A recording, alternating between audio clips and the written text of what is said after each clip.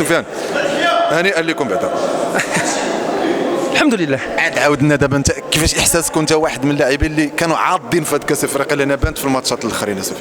لا شوف، لان المجموعه اللي عندنا تسهل انها تشارك في كاس افريقيا. البروفيل ديال الفرق اللي عندنا، لا مكونات، لا حتى الطريقه باش كنلعبوا سيكو الطريقه ديال لافريك، سيكو خصنا نلعبوا في هاد لاكوب. الكره ما نصفتناش الموسم اللي فات، وعدنا الناس باللي راه هذا الموسم هذا غنديروا كل ما في جهدنا، ربي ما خيبناش. الحمد لله الحصيله انها كانت ايجابيه، المرتبه الثالثه يعني طيله المواسم الثلاثه الاخيره.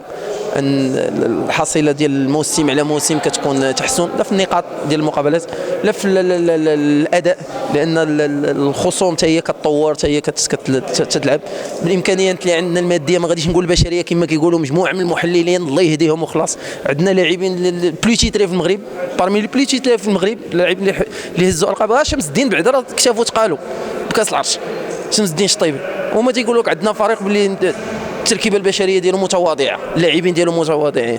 ما عرفتش هذا الفريق اللي كيتكلاس ثالث ومتواضع، ما عرفتش انايا. الساكنه ديال مراكش كلها توراها الدوره هذا الفريق هذا. كما قلت لك من قبل ان الحصيله ديال موسم ورا موسم، الموسم الاول الصعود، الموسم الثاني الرتبه الرابعه رغم انها كانت الثالثه مناصفه مع الفتح الرباطي. هذا الموسم هذا الرتبه الثالثه. اللي غادي نقدر نقولوا هاد الناس هادو اللي كانوا كيهضروا يسكتوا شويه، ما بقاش عندهم فين يهضروا. الا زادوا هضروا راه وجههم قاصح، باظ لهم اخويا. هاد الناس هادو اللي غيزدوا والله الا باظ لهم، راه غيكون وجههم قاصح، ما خصهمش يبقاو يهضروا، لان الحصيله جد جد جد جد ايجابيه. ما غاديش نعرف اش اللي غادي نقدر نقولها بواحد ناري على افريكا، حنا جايين مسخط والدين.